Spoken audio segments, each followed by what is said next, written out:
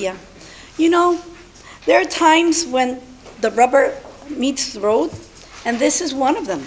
You see, our next speaker received a text from speaker number 2 at 5:54 this very morning that said he is ill and needed a replacement.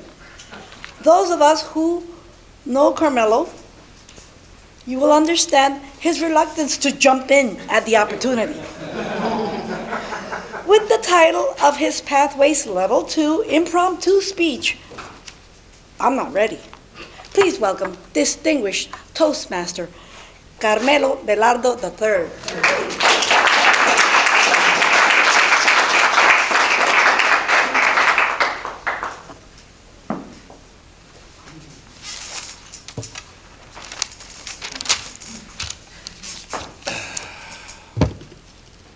I joined this club in November of 2008 and was terrified.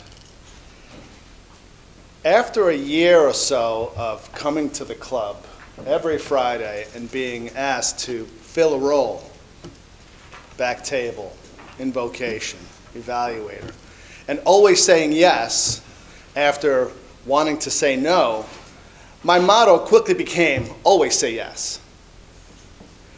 What's the worst that could happen?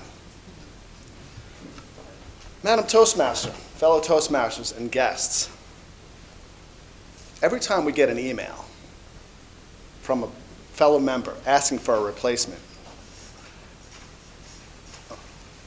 I want to hit reply and say, I'll take it, I'll take it. Even after taking a replacement role already, I want to take the opportunity. And I used to always do it, and I kind of got in trouble at one point. One member got upset with me because I spoke 3 weeks in a row. Imagine that, speaking 3 weeks in a row. But only one of those times was I on the schedule. The other 2 were last-minute opportunities that I jumped on. Still terrified. And I learned from every single experience, even when I flopped and fell on my face, because there's no safer place to flop and fall on your face than Winter Park Toastmasters. Today, after receiving that text from Charles, again, I was scheduled to be an evaluator after replacing someone as timer. I replaced the evaluator, and then I got this opportunity to speak. And again, I was chomping at the bit, chomping at the bit. What do I do? What do I do? Okay, chill now. Chill. Take it easy. Find the replacement for Charles. Do the evaluation. And if nobody says yes, then you can jump in the role. So today, and I'm not going to point anyone out that I asked today, so don't worry.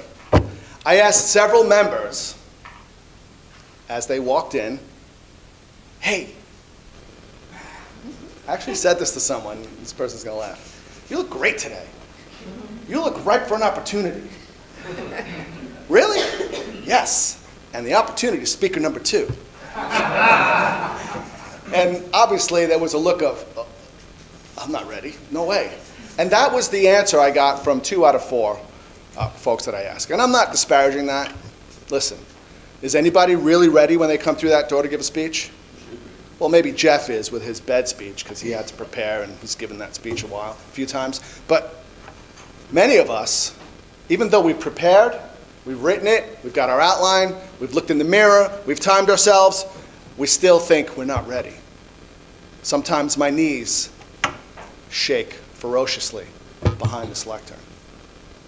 They're shaking a little bit right now, not so ferociously. Some of the greatest speech experiences that I've had have been sitting where you're sitting, watching somebody give an impromptu speech. And one comes to mind. I was mentoring this person, and this is not the speech he gave before this. We were in a building lobby downtown, a big lobby with lots of activity. And we were sitting there, and he's reading me his speech, and I said, wait a second, do me a favor, stand up right there and give the speech like you were going to give it. And this is a big lobby, and there's lots of people walking by, and this guy actually did it twice. Now, in the club, I don't remember if he won Best Speaker that day, but that's irrelevant.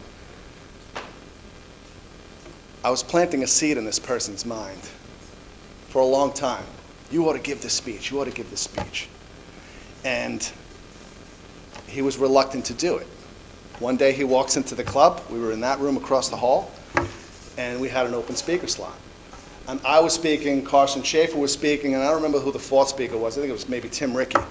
And I said, hey, there's a speaker slot. You have to give that speech. Give that speech. Give that speech.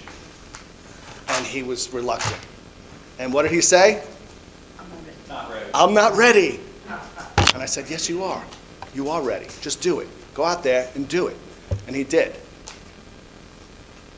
And I asked him today if he had one of these, a bottle of hot sauce that I would place here. I encouraged him to title his speech, I'm not here to hawk my hot sauce, and then just sell the heck out of it. And that's what he did.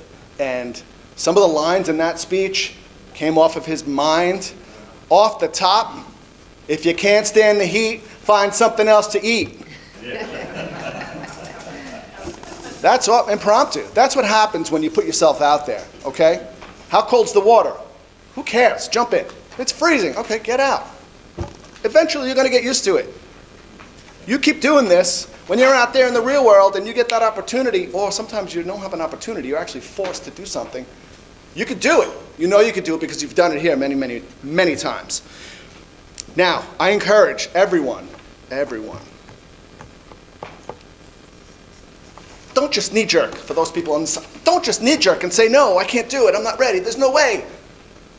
I promise you, you can do it and you can kill it. You just have to do it. You have to put yourself out there. Now, as your incoming Vice President of Education, I encourage you to take all the opportunity that's placed upon you. And there will be opportunity.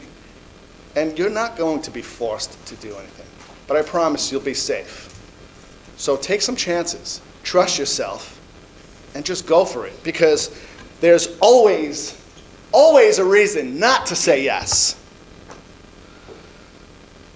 But there's a better reason to always say yes. Madam Toastmaster.